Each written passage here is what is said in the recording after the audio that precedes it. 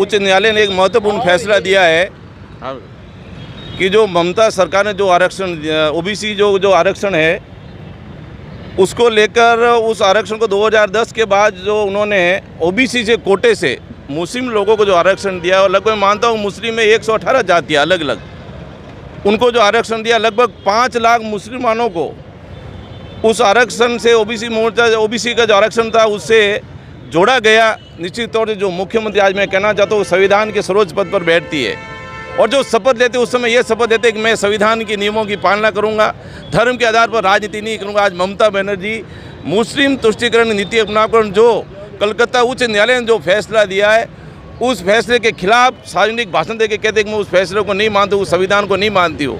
आज भारतीय जनता पार्टी के कार्यकर्ता रोड और ममता जी को आज चैलेंज करता है। और मोदी जी ने कल एक बहुत बड़ी सभा में कहा था कि जब तक मोदी जिंदा है, जब तक इसे ओबीसी के आरक्षण कोई किसी के माँ के लाल में दम नहीं, उस आरक्षण को समाप्त कर दे।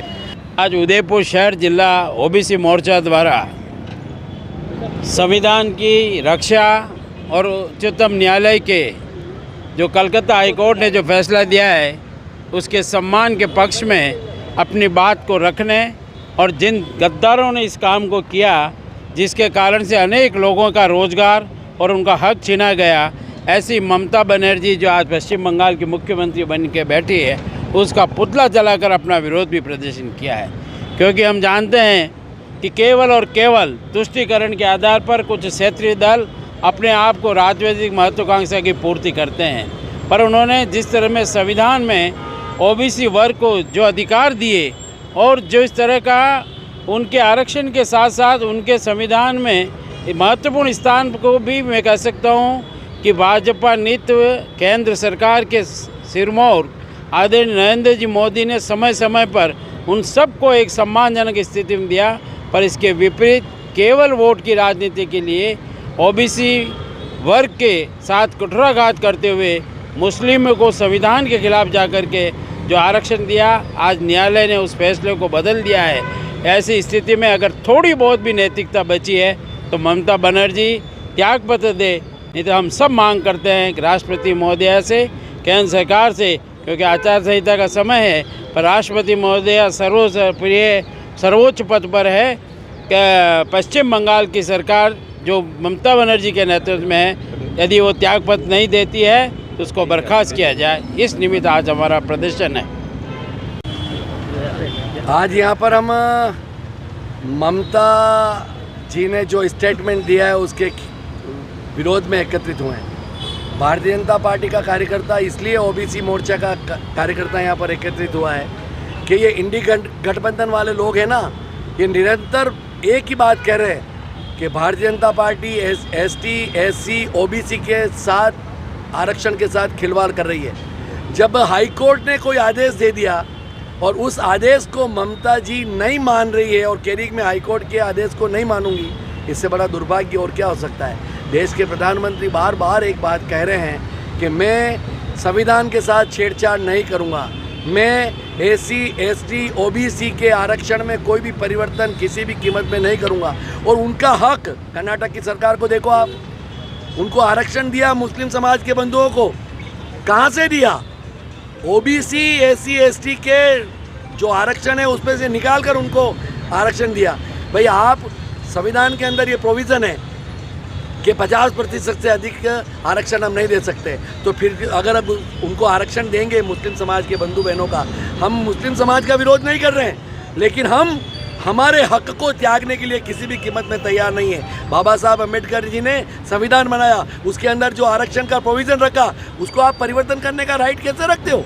इस चीज़ का विरोध है। और हाई कोर्ट को नहीं मानना, देश की संस्थाओं को नहीं मानना, जो वाकई में निर्णय देती है उसको नहीं मानना, ये बहुत बड़ा दुर्भाग्य। और इसी निमित्त आज यहाँ पर ओबीसी मोर्चा ने, भारतीय जनता पार्टी की विंग ने, आज बाबूलाल जी जो हमारे अध्यक्ष हैं, जगदीश जी हमारे प्रदेश के उपाध्यक्ष हैं, सभी के नेतृत्व में यहाँ पर आज धरना प्रदर्शन किया जा रहा है। लोग सूरज पोल पे इकट्ठे हुए हैं पश्चिम बंगाल में ममता बनर्जी द्वारा मुस्लिम तुष्टीकरण के तहत उन्होंने वोट प्राप्त करने के लिए उन सभी बांग्लादेशी और उन मुस्लिम समाज के लोगों को उन्होंने ओबीसी का प्रमाण पत्र जारी किया। उसके कारण जो वास्तविक ओबीसी लोग जो थे बंगाल में, उनकी नौकरियों की जगह इन मुसलमानों को नौकरी देकर हमारे ओबीसी की जातियों का अधिकारों का हनन किया है। तो हम चाहते हैं, हमारा ये विरोध है कि आज सुप्रीम कोर्ट ने ये जो हाई कोर्ट और सुप्रीम कोर्ट का ये आदेश है कि ऐसे प्रमाण पत्र, हज़ारों प्रमाण पत्र को खारिज करने का उन्होंने आदेश दिया है।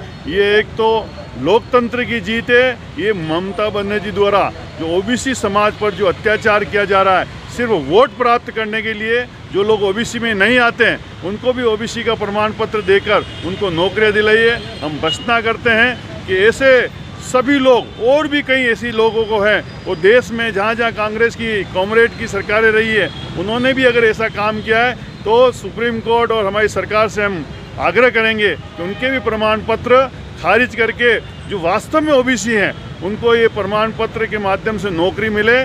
जय हिंद, जय भारत।